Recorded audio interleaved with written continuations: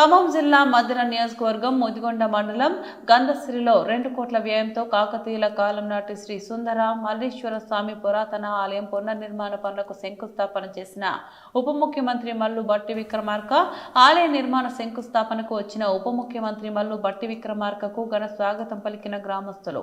ఉప ముఖ్యమంత్రి భట్టి విక్రమార్క హైదరాబాద్ నుంచి నేరుగా హెలికాప్టర్లో గంధశ్రీ గ్రామానికి చేరుకున్నారు. గ్రామంలో ప్రజలు, అధికారులు ఉప ముఖ్యమంత్రి భట్టికి మేళతాళాలతో ఊరేగింపుతో దేవాలయ ప్రాంగణానికి తీసుకొని వెళ్లారు. హోమం కార్యక్రమంలో పాల్గొని ప్రత్యేక పూజలు నిర్వహించి అనంతరం దేవాలయాన్ని నిర్మాణానికి శంకుస్థాపన చేశారు. ఈ కార్యక్రమంలో గడ్డింగి సమస్యల చైర్మన్ రాయాల నాగేశ్వరరావు, రాష్ట్ర నాయకులు కొండ బాలకోటేశ్వరరావు, జిల్లా కాంగ్రెస్ పార్టీ నాయకులు పాల్గొన్నారు.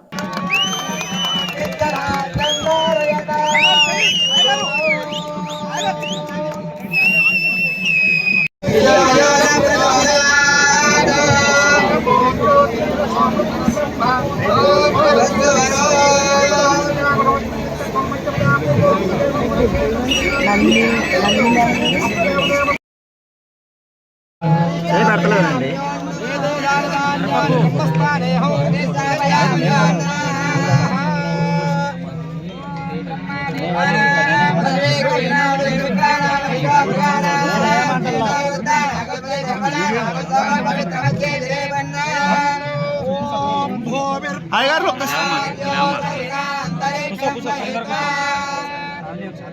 అయ్యగారు కష్టపడి అయ్యగారు కష్టపడి గడప వస్తారు మంచిగా మీరు వస్తారు అయ్యగారు.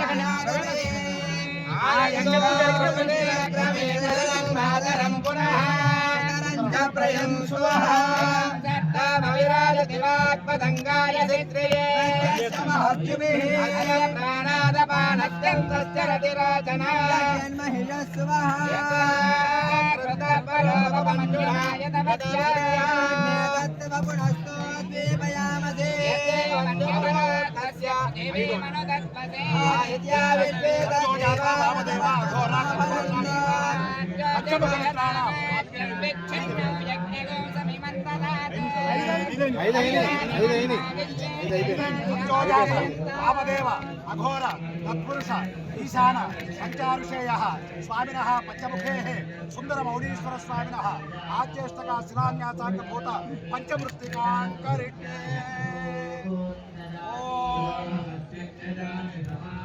వాచ్యం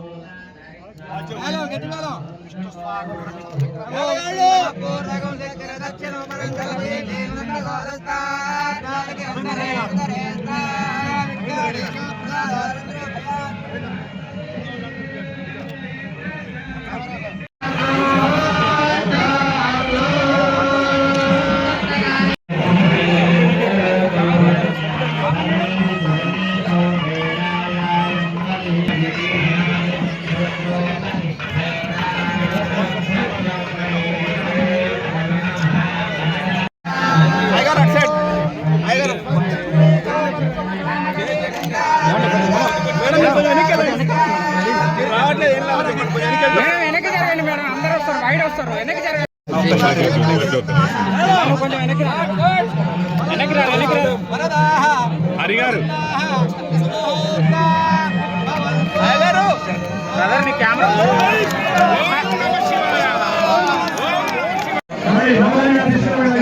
sir ready sir. Thank you sir.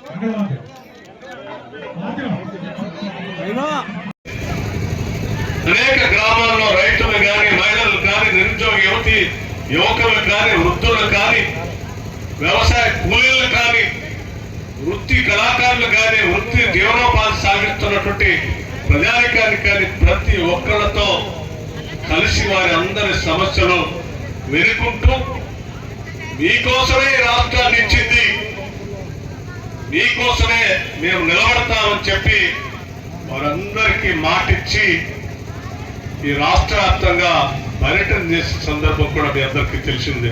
ప్రతి గ్రామాన్ని టచ్ చేస్తూ పాదయాత్ర చేసి వారందరి సమస్యలు కూడా తెలుసుకొని వారందరి ఆశీస్సులతో మీ అందరూ ఇచ్చేటువంటి బలంతో రాష్ట్ర ప్రజల కోసం ప్రతిపక్ష నాయకుడిగా నేను నిలబడాలని, కొట్లాడాలని నేను పాదయాత్రకు వెళ్తా ఉన్నాను.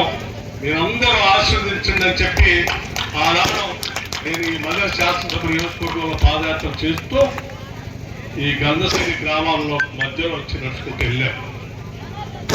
అలా వెళ్లే కార్యక్రమంలో భాగంగానే ఆనాడు గంధశ్రీలో ప్రజలందరినీ కలుసుకొని ఇక్కడ ఉన్నటువంటి శిథిలావస్థలో ఉన్నటువంటి శివాలయాన్ని ప్రత్యేకంగా చూడటం జరిగింది. ఆ శివాలయాన్ని చూస్తున్న క్రమంలో అక్కడ ఉన్నటువంటి ప్రజలు, పెద్ద మనుషులు, రవీందర్ రెడ్డి గారు మిగతా పెద్దలు కానీ అందరూ కలిసి ఏనాటి నుంచో మా గ్రామంలో శిథిలావస్థలో ఉంది, దీనికి కావాల్సినటువంటి పునర్నిర్మాణం కావాల్సిన సహాయ సహకారాలు అందించాలని వారు కోరినప్పుడు నేను ఆ శివాలయం తిరిగి దాని ప్రాశస్త్యం గురించి తెలుసుకున్నాను. ఇది ఈనాటి దేవాలయం కాదు, ఎంతో పురాతనమైనటువంటి దేవాలయం. దాదాపు 12వ శతాబ్దంలో ఎప్పుడో కట్టినటువంటి ఆనాడు కాకతీయులు పరిపాలన చేస్తున్నటువంటి ప్రతాపరుద్రుడి సమయంలో కట్టినటువంటి దేవాలయంగా ఇక్కడ ఉన్నటువంటి పెద్దలందరూ చెప్తే తప్పనిసరిగా ఈ దేవాలయాన్ని పునరుద్ధరించేటువంటి అవకాశం నా నియోజకవర్గ ప్రజానికం, రాష్ట్ర ప్రజానికం అంతిమంగా దేవుడు ఆశీస్సులు కలిగిస్తే తప్పనిసరిగా వచ్చే రోజుల్లో ప్రభుత్వాన్ని తీసుకొని వస్తాం.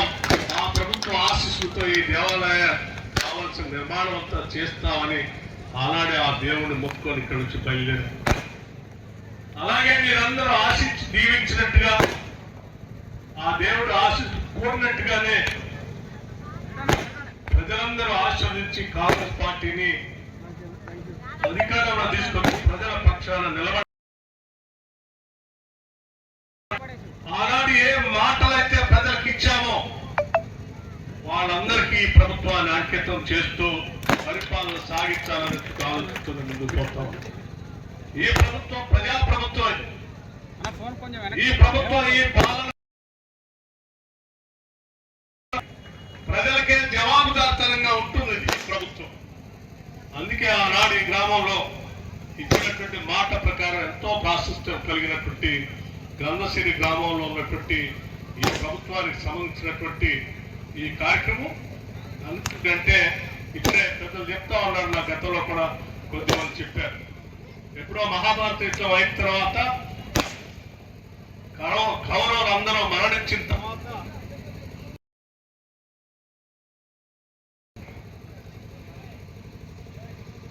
కౌరవుల తల్లి అయినటువంటి గాంధారి కౌరవులంతా మరణించిన తర్వాత కురుక్షేత్ర యుద్ధం తర్వాత తను ఎక్కడికో వెళ్ళి అరణ్యవాసం చేస్తూ పరమశివుడికి పూజిస్తూ తన జీవితం కొనసాగించాలని ఆలోచనతో నిర్ణయం తీసుకున్నటువంటి సమయంలో వారంతా ఆలోచిస్తే ఆ పాండవుల పక్షాన ఉన్నటువంటి అర్జునుడు ఉత్తర గృహగ్రహణం చేసినటువంటి ప్రాంతమైనటువంటి గ్రామం,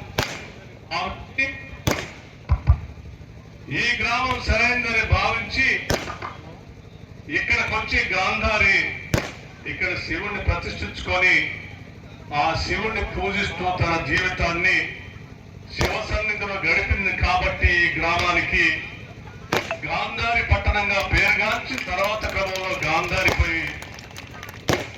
గంధసిరిగా ఇది పిలువబడుతుంది.